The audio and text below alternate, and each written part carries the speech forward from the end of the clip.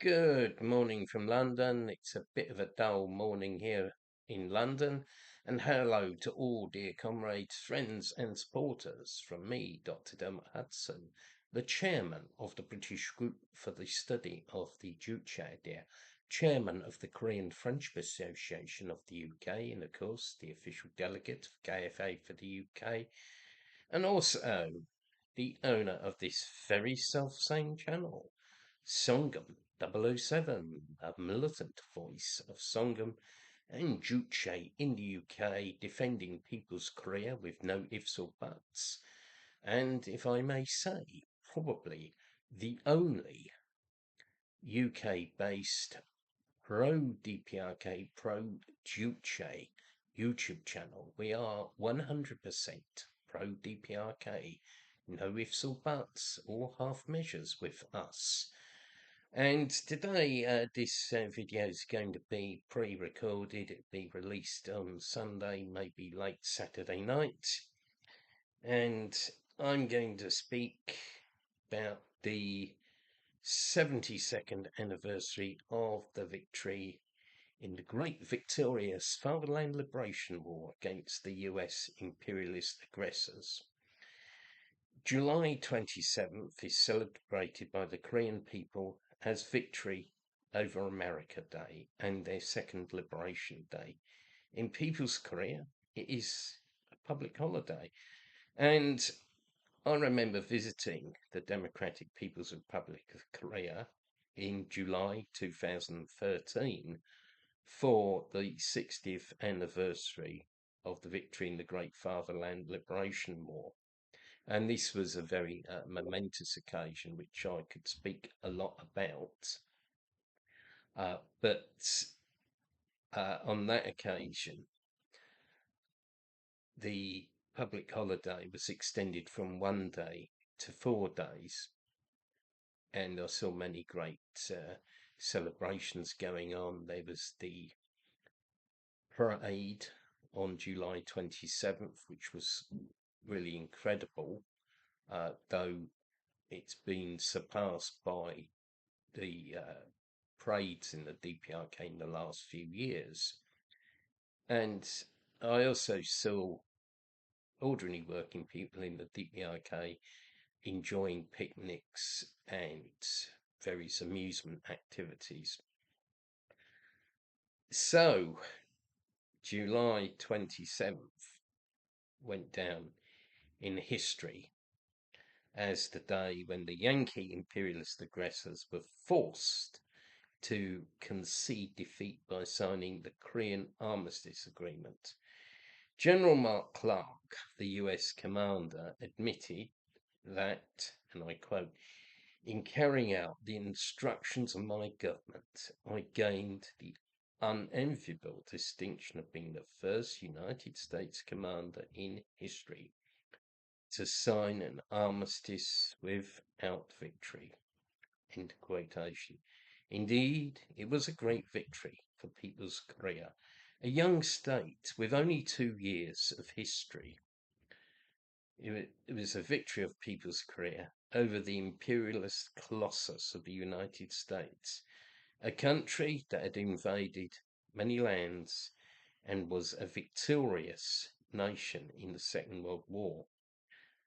The Great Fatherland Liberation War of the Korean people, which is referred to as the Korean War in the US and other Western countries, is also known as the Unknown War, because it was a war they lost, as indeed one very reactionary US military historian, Bevin Alexander, admitted. The United States was unable to subdue and conquer the Democratic People's Republic of Korea. At the time, the DPRK's population was less than 1/15 of the size of the US population, and its military expenditure was a tiny fraction of that of the US. The DPRK not only had to face the armed forces of the US and the South Korean puppets, but also 15 satellite states of the US, such as the UK, to my eternal shame and the dishonour of our nation, and also Luxembourg, Netherlands, Belgium, Greece, France, Colombia, Turkey, New Zealand, Canada, Australia, South Africa, and Ethiopia, Thailand, and the Philippines. Not to mention Japan, which participated secretly in the war wearing South Korean puppet army uniforms, and also the Chiang Kai shek Taiwanese reactionaries. The US also used the most brutal means of war. They used biological and chemical warfare, carpet bombed the DPRK, and carried out massacres of civilians, such as at Sinchon. Basically, the Fatherland Liberation War was akin to the biblical story of David and Goliath, with the DPRK being in the role of the boy David and the US in the role of the giant Goliath. The US own narrow and very curtailed statistics for its losses in the Fatherland Liberation War showed that it lost nearly the same number in 3 years in Korea as it did in 10 years in Vietnam. Overall, the US imperialists lost 1,567,128 soldiers, including 405,498 US soldiers, 1,100,090 1,100,965 South Korean puppet troops, and 30,665 troops of their satellite states were killed or wounded or captured. 12,224 airplanes, including Air Fortress B-29s, were downed, damaged or captured. 7,695 guns and many tanks and armored cars were lost, and 564 warships, including the heavy cruiser Baltimore and the flagship of the 7th Fleet Missouri, were sunk or damaged. The loss suffered by the US imperialists was nearly 2.3 times greater than what they'd suffered in the 4 years of the Pacific War during World War II. It was an appalling loss and a serious military defeat, unprecedented in the US history of war.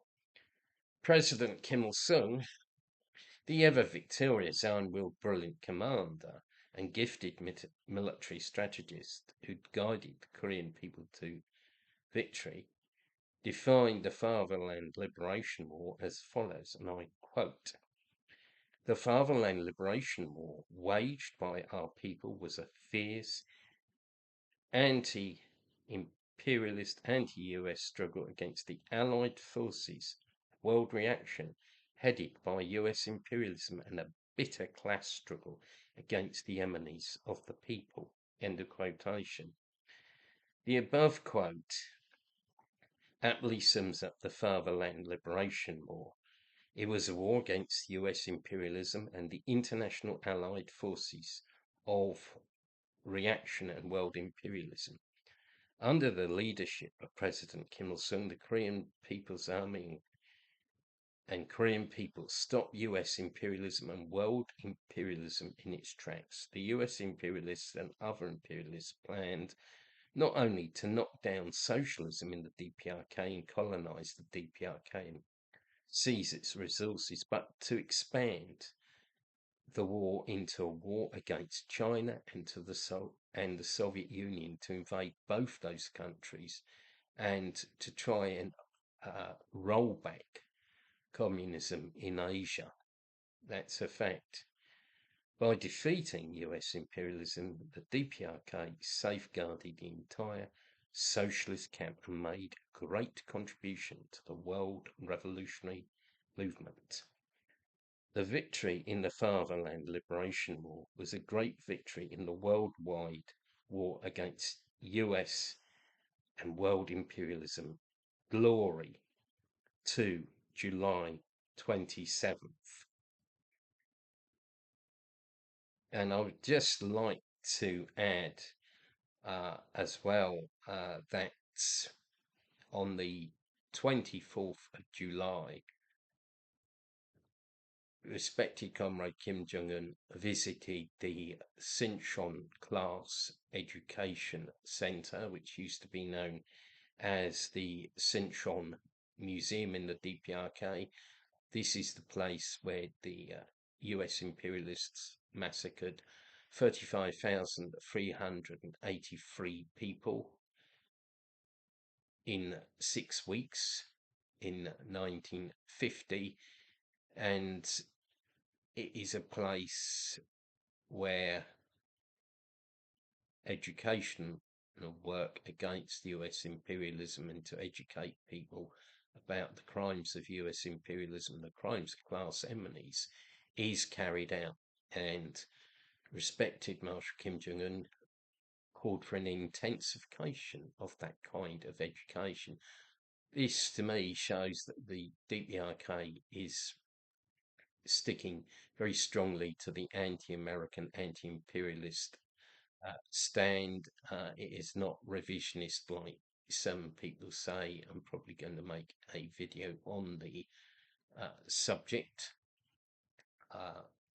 at a later date, but I think it's very significant, and I think it also shows that the DPRK is not falling into the trap of rapprochement with the US. Anyway, thank you very much for being here and for watching this video. I've got to dash off to a meeting soon, and also we've got an online meeting as well. So if you're not already a subscriber to the channel, please hit the subscribe button and tell everybody about the channel and share content as much as you can. You can find many books about people's career, showing the reality of people's career and explaining the Juche idea on our publications author spots. There'll be a link in the description. You can also actively support our work by participating in our events. These will be advertised on our social media, and you can also donate money to us, for which we are grateful, because that will help us carry out the job of defending people's career with no ifs or buts. So I wish you all goodbye and have a very great day.